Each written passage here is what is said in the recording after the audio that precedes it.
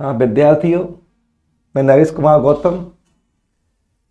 मैं उच्च माध्यमिक परीक्षा के मॉडल प्रश्न पत्र जो सरकार के अनुसार भेजे गए हैं उसके अनुसार अपन कुछ मॉडल प्रश्न पत्र हल कराने जाएंगे। उसमें 5 टाइप के क्वेश्चन होंगे। पहला जो टाइप होगा वो ए पार्ट होगा, जिसमें 20 क्वेश्चन आएंगे। उसमें फर्स्ट क्वेश्चन में 1 से 10 तक रोमन भाषा में 10 प्रश्न आएंगे, जो ए बी सी डी ये ए के अनुसार आंसर देने हैं अपन को। उसके बाद जो 10 क्वेश्चन आएंगे वो 2 या 3 लाइन के अंदर अपन को सॉल्व करके दिखाने हैं, वो 1 मार्क्स के होंगे। इस प्रकार तुम्हारा ए पार्ट जो होगा उसके अंदर 20 क्वेश्चन होंगे। उसके बाद बी पार्ट जो आएगा उसके अंदर 2-2 नंबर के 8 क्वेश्चन होंगे। उसके बाद जो सी पार्ट आएगा उसमें 4-4 के 4 क्वेश्चन होंगे, जिसमें प्रत्येक क्वेश्चन के अंदर अथवा होगी, यानी एक करना होगा तुम्हें। इसके बाद द और यह पार्ट डी और ई ब्लॉक जो आएंगे उसके अंदर आपके पास 5-5 के 2 और 6-6 के 3 प्रश्न आएंगे। 5-5 के प्रश्न के अंदर अथवा मिलेगी और 6-6 के अंदर जो 3 प्रश्न आएंगे उसमें 3 क्वेश्चन होंगे, एक करना होगा, यानी अथवा 2 मिलेंगी। 3 में से एक क्वेश्चन तुमको करना है। इस बार बहुत अच्छी चॉइस दी गई है नंबर लाने के लिए। कई चैप्टर ऐसे हैं कि एक चॉइस किसी में से किसी चैप्टर में से है, तो इस बार अपन ऐसे ही पेपर सॉल्व कराएंगे कुछ। अब जैसे अपन पहला मॉडल टेस्ट पेपर चालू करते हैं, तो first question 3 tan inverse x plus cot inverse x बराबर पाई, तो x का मान है।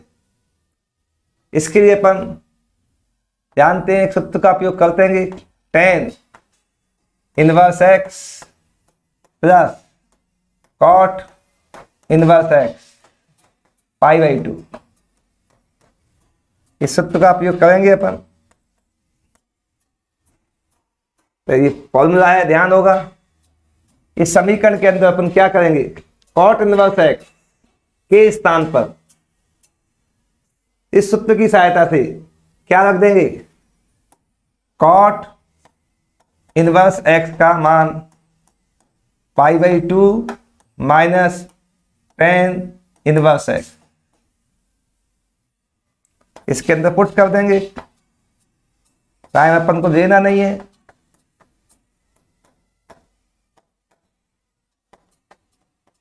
ठीक, स्टेप अपन छोड़ सकते हैं कि ऑब्जेक्टिव क्वेश्चन है, जितना जल्दी करना सकते कर सकते हैं। तो आपके अंदर भी 3 tan inverse x 2 tan inverse x, 3 plus के 1 माइनस का 2 हो गए, पाई उधर जाएगा, सॉरी π/2 कितना आ गया 2 tan इनवर्स x बराबर π/2। 2 डिवाइड करेंगे तो tan इनवर्स x बराबर π/4, तो x बराबर tan π/4, तो x बराबर 1। इस पर x का मान कितना है, 1 है। अपने पास कौन सा है, ये तो ए बी सी डी लिखे हुए आएंगे वहां, ये ए है। तो कौन सा क्वेश्चन है, आंसर 2, 1 आ गया। इसके बाद अपन क्वेश्चन नंबर 2, एक वर्ग आव्यूह, क्या है, एक वर्ग आव्यूह हो, यानी वर्ग आव्यूह मतलब मैट्रिक्स है, a प्लस ए टी एक सममित आव्यूह हो, तो a माइनस ए टी, ये सममित और विषम सममित मैट्रिक्स से गुणधर्म होते हैं। 3 ही गुणधर्म है, जिसमें से एक दे दिया है। इसमें अपन बता रखे हैं a प्लस ए टी सममित आव्यूह होता है, a माइनस ए टी विषम सममित आव्यूह होता है।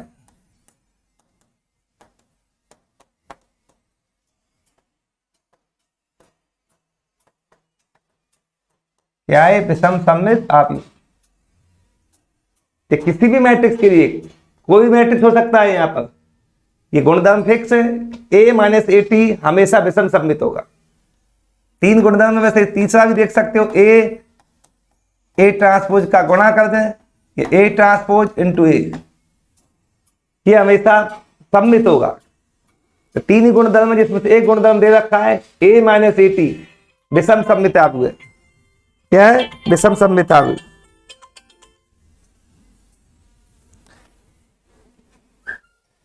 क्या है? a माइनस ए टी एक विषम सममित आभु है। तो एक गुणधर्म है, इसको डायरेक्ट आंसर लगा दोगे थर्ड। 3 ही गुणधर्म दे रखे हैं, ये इसका सॉल्यूशन जरूरत नहीं है, डायरेक्ट ऑब्जेक्ट में विषम सममित आभु।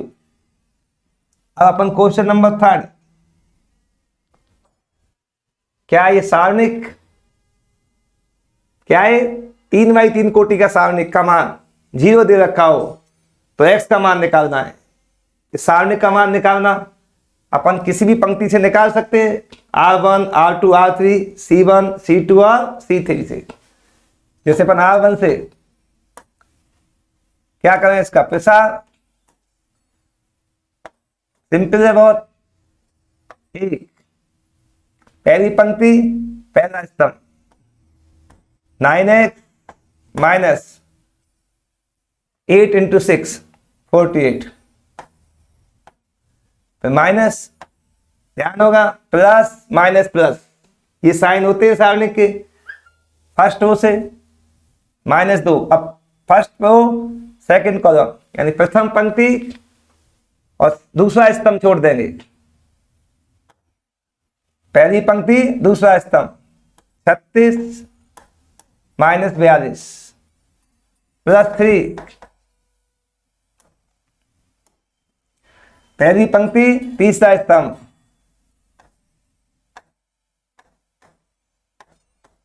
ठीक, और कितना है सारणिक का मान 0। 9x माइनस 48 माइनस 36 माइनस 42, 6 बच गए, 6 दूनी 12, माइनस माइनस प्लस, 3 से कोई गुणा करो, 3 दूनी 6, 3 तिया 9, 7 तिया 21 बराबर 0। 9x माइनस 21x माइनस के 12x 96 और 12 108, कितने बचेंगे अपने पास, प्लस के 60 ठीक, बराबर क्या है 0। x का मान निकालेंगे कितना आ जाएगा 5। इसमें ये ऑप्शन गलत दे रखा है, क्या इसके अंदर एक ऑप्शन काट के ब्लैक पेन से काट के, तो पहले उसी से ये 6 की जगह 5 आएगा, क्या आएगा यहाँ 5 आएगा। तो ऑप्शन ये गलत है, इसमें थोड़ा मिसप्रिंट है, तो आंसर क्या रहेगा इसका 5 रहेगा।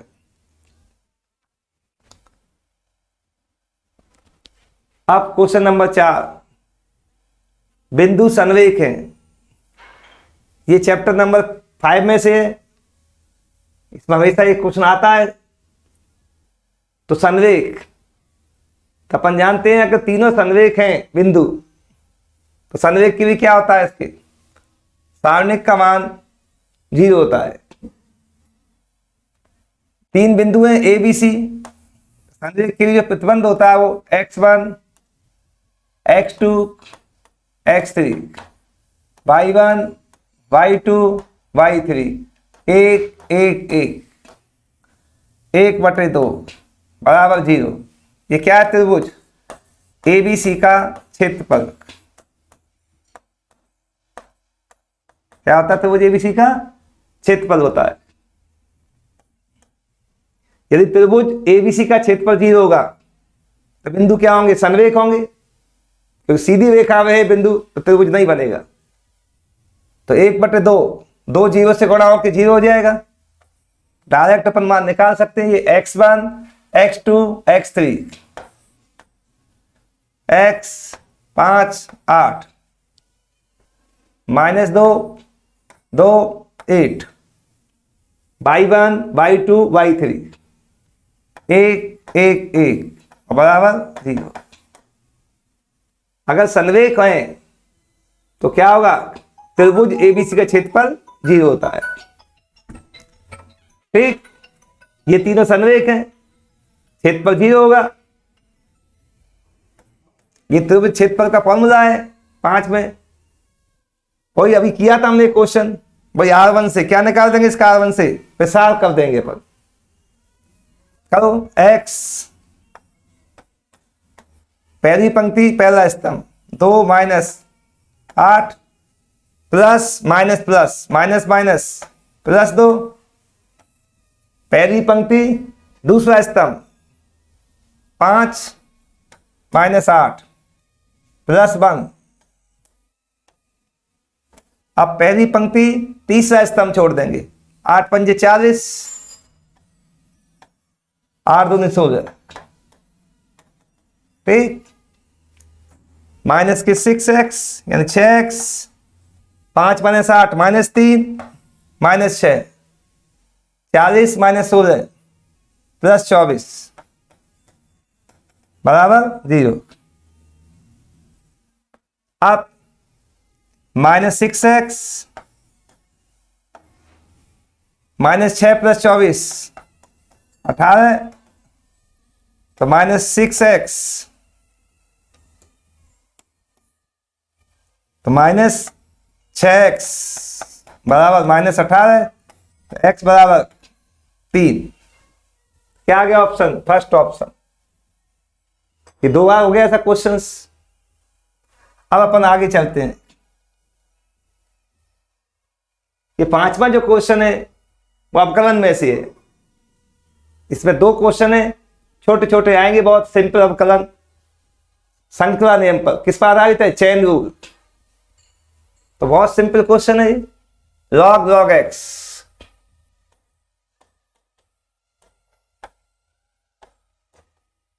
देखो बेस ई होता है, पर हम लिखते नहीं है इस बेस को। log e बेस x क्या होता है अवकलन, किस पर आधारित है, और सिंपल क्वेश्चन है। क्या log e बेस x का अवकलन 1/x। बच्चा जानता है इसको, तो फॉर्मूला है। तो log x का अवकलन 1/x, प्रत्येक बच्चा जानता होगा इसको। तो पहले अपन इस log का करेंगे और इसको क्या मानेंगे, पूरे को x। क्या होगा 1/x। तो x क्या है यहां पर, log x, 1/log x। Chain rule है, श्रृंखला नियम गुणा में चलता है। इस log के बाद अपन इस दूसरे log का करेंगे। फिर यहां अपन x का करते तो 1 होगा, अब इस log का होगा तो log x का 1/x, 1x log x। तो x log x की पावर कितनी है, 1 है। अगर ये पावर ऊपर जाएगी अंश के अंदर तो माइनस पे हो जाएगी, x log x की घात -1। इस प्रकार कौन सा ऑप्शन है, 3, तीसरा आंसर सही है। अब इसके बाद अपन चलते हैं क्वेश्चन नंबर 6। इनको टाइम ज्यादा नहीं लगेगा, इनको इजी ही देगा वो। 10 क्वेश्चन है, 10 से 15 मिनट लगनी चाहिए ज्यादा। अब ये भी ध्यान देना है, बहुत अच्छा क्वेश्चन है। a की घात x dA बराबर है। इसका जो आंसर है बच्चे जनरली 50% बच्चे गलत कर जाएंगे। वो सीधा लिखेंगे a की पावर x dx का समाकलन।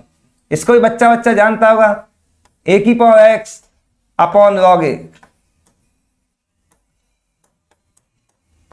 तो सीधा आंसर ये लगाएंगे फर्स्ट, जो कि गलत है। ध्यान दो, a की पावर x dx ये x के सापेक्ष समाकलन है। किसके सापेक्ष है, यहां पर x के सापेक्ष। x चर है और y अचर है। ठीक, लेकिन यहां पर क्या है क्वेश्चन के अंदर, ये क्वेश्चन नहीं है अपने पास। क्वेश्चन दूसरा है, प्रश्न ax dA। क्या है यहां पर, a की पावर x dA। तो किसके सापेक्ष है, dA के सापेक्ष, x के सापेक्ष नहीं है, यहां dA के सापेक्ष है। तो a क्या है यहां पर, a चर है वेरिएबल, और x अचर है यहां पर। क्या है यहाँ पर, ए चर है और एक्स अचर है यहाँ पर, इसलिए जो सूत्र लगेगा एक्स की घात एन, क्या लगेगा यहाँ पर,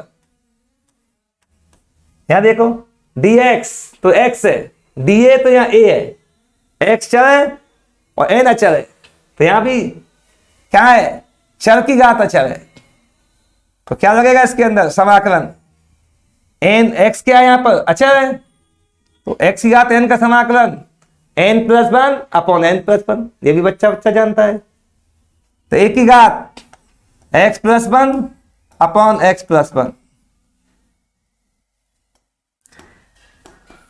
क्या होगा x+1 + c, तो कौन सा ऑप्शन होगा इसके अंदर, सेकंड ऑप्शन होगा, दूसरा आंसर सही होगा। बच्चे जल्दीबाजी में गलत करके आएंगे, इसको सीधा सोचेंगे फॉर्मूला है, डीए को देखते नहीं है, फर्स्ट आंसर लगाएंगे तो अपना एक नंबर चला जाएगा। तो ध्यान देना है किसके सापेक्ष कर रहे हैं अपन, ठीक, तो ये आंसर ध्यान से देना। अब अपन क्वेश्चन नंबर 7,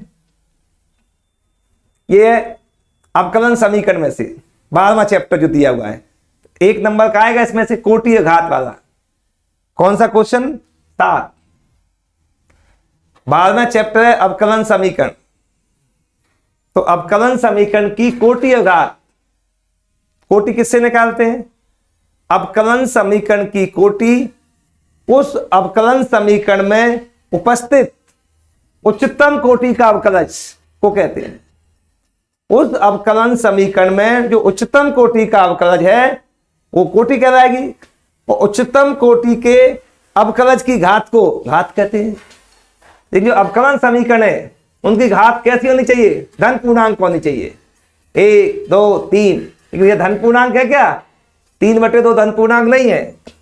अपन क्या करेंगे, पहले 3/2 धन पूर्णांक बनाने के लिए वर्क कर देंगे, क्या करेंगे अपन, वर्क करेंगे,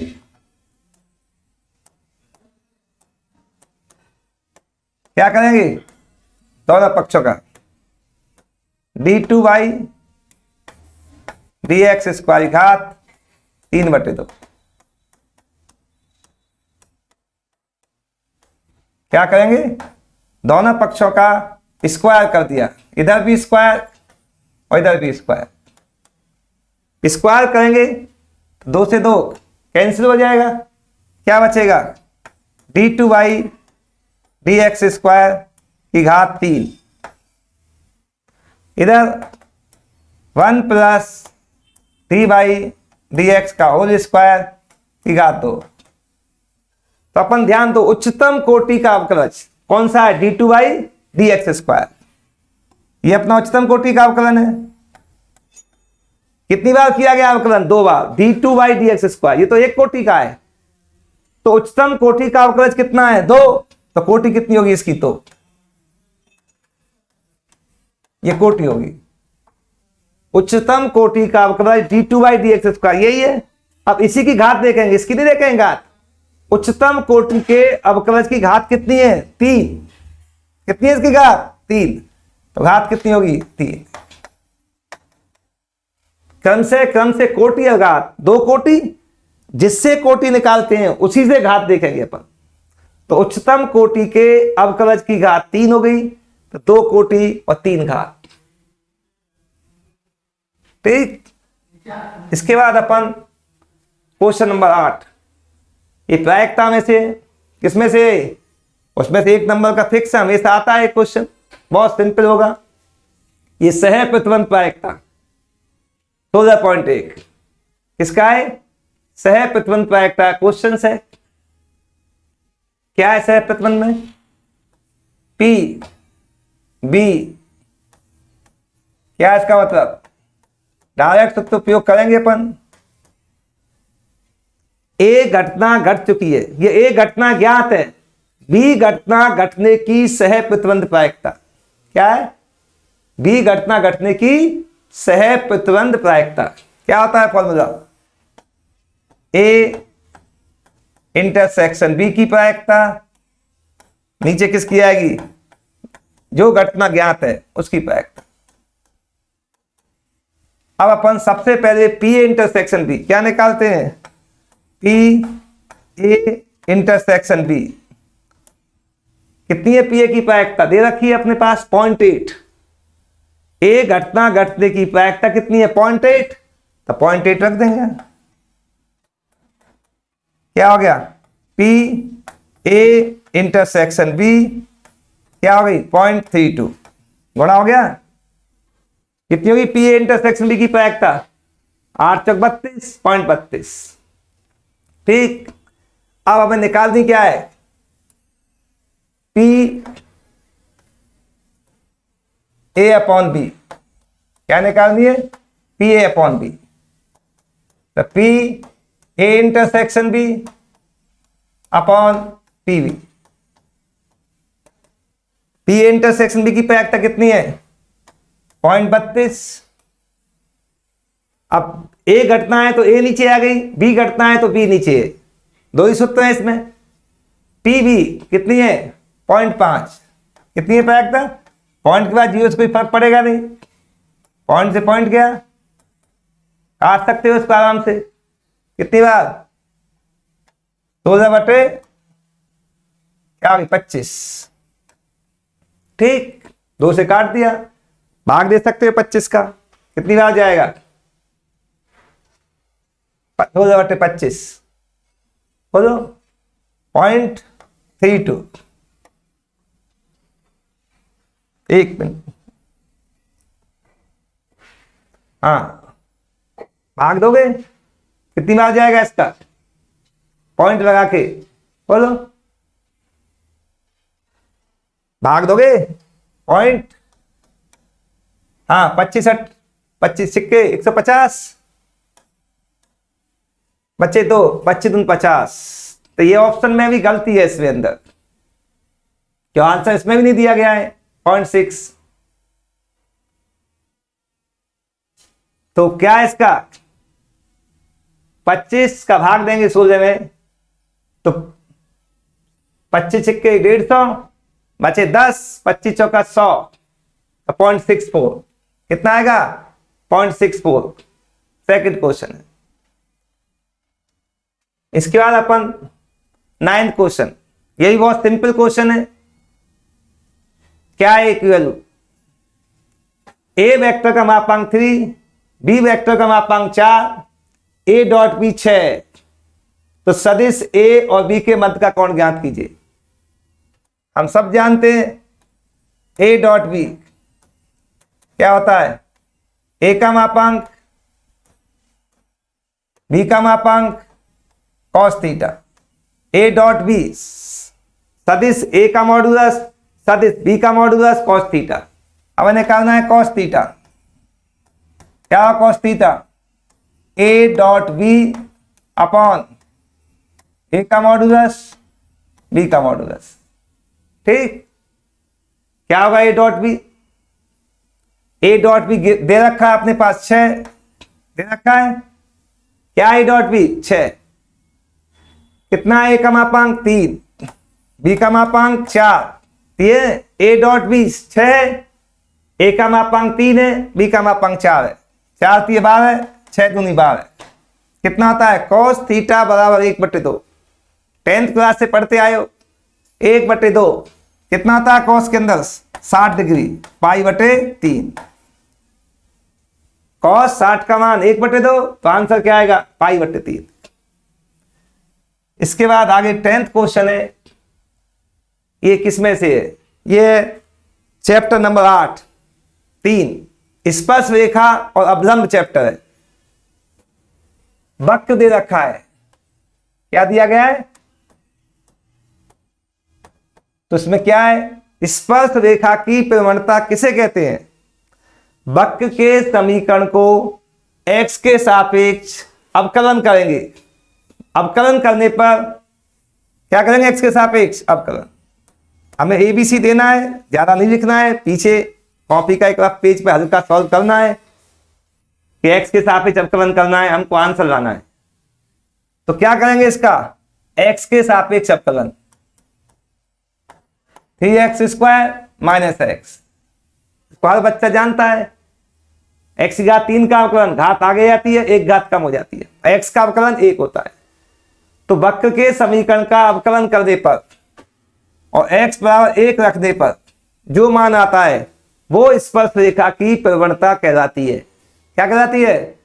वक्र के समीकरण का x के सापेक्ष अवकलन कर देंगे, फिर जो x का मान देगा उसको इसमें रख देंगे, 1 का स्क्वायर 1, और जो मान प्राप्त होगा 2, वो क्या कहलाएगी? इसकी स्पर्श रेखा की प्रवणता या ढाल कहते हैं इसको। तो 10वां क्वेश्चन बहुत सिंपल है, ये तुम्हारे ऑब्जेक्टिव हो गए 10, बहुविकल्पी है। अब 11 से जो 20 आएंगे, वैसे जो पेपर में पहला क्वेश्चन दिया गया है वो रोमिंग भाषा में लिखा हुआ मिलेगा, फर्स्ट सेकंड थर्ड फोर्थ 10 तक। उसके बाद जो सेकंड क्वेश्चन चालू होगा, अब ये 2 या 3 लाइन के आंसर दिए जाएंगे। ये एक मार्क्स के, वहां तो अपन को पीछे रफ में सॉल्व करके आंसर देना है, अब ये अपन को 2 या 3 लाइन में सॉल्यूशन करके यानी हल इसका करके दिखाना पड़ेगा। क्या है? ए आव्यूह है, क्या है? कैपिटल आव्यूह या मैट्रिक्स। फिर चैप्टर नंबर 3 में से एक क्वेश्चन आ गया। चैप्टर नंबर 3 में पहले भी एक क्वेश्चन दिया गया था, इसमें 2 हो गए क्वेश्चन एक एक के। कितने हुए चैप्टर नंबर 3 में? एक क्वेश्चन एबीसी में बताया था मैंने। हाँ, अब ध्यान दो, क्या बनाना है अपन को? 2x2 कोटि का मैट्रिक्स लिखना है। इसमें ए आई जे अवयव है, 2x2 क्या है? इसकी कोटि है, यह क्रम है, यह 2 पंक्ति और 2 स्तंभ का आव्यूह बनाना है। किसके अनुसार? ए आई जे ये अवयव है, ये समीकरण तुमको दिया जाएगा, कुछ भी दे सकता है समीकरण, i + 2j i + j का होल स्क्वायर, यानी i j का एक समीकरण देगा, उनसे हम अवयवों के मान ज्ञात करेंगे। तो 2x2 कोटि, 2 पंक्ति 2 स्तंभ देखा है ना, तो क्या होगा? A11 पहली पंक्ति पहला स्तंभ, A12 पहली पंक्ति दूसरा स्तंभ, A21 A22, यही लिखते हैं अवयवों को। पहली पंक्ति पहला स्तंभ, पहली पंक्ति दूसरा स्तंभ, दूसरी पंक्ति पहला स्तंभ, दूसरी पंक्ति दूसरा स्तंभ, 2x2 का मैट्रिक्स बना दिया। अब इन अवयवों के मान इसमें रखते जाएंगे, समीकरण देगा वो। A11 i का मान कितना है? यहां पर फर्स्ट नंबर क्या है? i है, और सेकंड नंबर j है। i कितना है? 1, 1 + 1 बटे 2, 2 बटे 2 1 आ गया। A12 i + j 1 + 2 बटे 2, 3 बटे 2। आप देखो, हाँ, A12 12 निकाल दिया हमने पहले ही,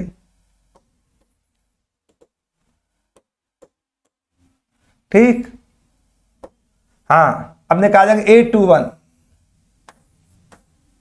i + j बटे 2, ये भी 3 बटे 2, यही है i + j बटे 2। क्या है अपने पास? i + j बटे 2, A22 i 2 है, j भी 2 है, 2 + 2 बटे 2, 4 बटे 2 बराबर 2। इस प्रकार चारों अवयव इस समीकरण की सहायता से ज्ञात कर लेंगे, i + j बटे 2। जो भी समीकरण देगा तुम्हें, कई बार आ चुका है ऐसा प्रश्न। अब इसमें मैट्रिक्स में रख देंगे अपन, मैट्रिक्स या आव्यूह, तो अपन को 2x2 कोटि का आव्यूह प्राप्त हो जाएगा। यही पूछा है अपन को, आव्यूह ए लिखिए, क्या होगा आव्यूह? 1 A12 3x2 3x2 और इधर 2, ठीक, ये होगा 3x2, ठीक, ये हो गया 1 मार्क्स का छोटा क्वेश्चन।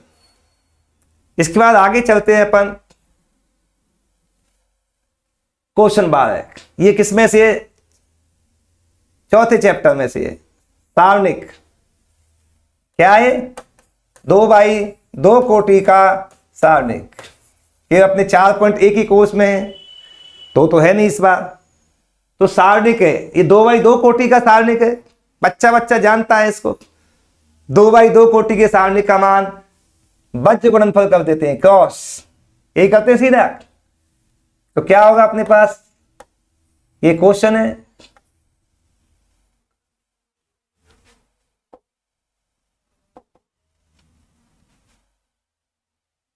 हाँ, सारणिक मान निकाल दे इसका अपन, cos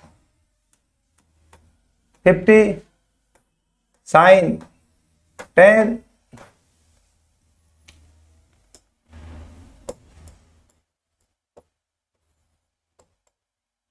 ठीक। हाँ, sine 10 degree, sine 50 degree, cos 10 degree. बहुत सिंपल क्वेश्चन है। क्या करते हैं, क्रॉस गुणा, बच होता है कॉस 50, कॉस 10 डिग्री, बीच में माइनस आता है, साइन 50 और साइन 10 डिग्री। क्या है formula, cos x cos y minus sine x sine y. याद है, cos x cos y minus sine x sine y, cos x plus y क्या होता है, कॉस एक्स प्लस वाई। तो एक्स क्या है यहां पर 50 डिग्री है, वाई क्या है 10 डिग्री है, तो क्या हो गया कॉस एक्स, एक में क्या है cos x plus y, cos 60 degree, cos 60 degree का मान कितना होता है 1/2। ठीक, इस प्रकार क्वेश्चन नंबर 12 है।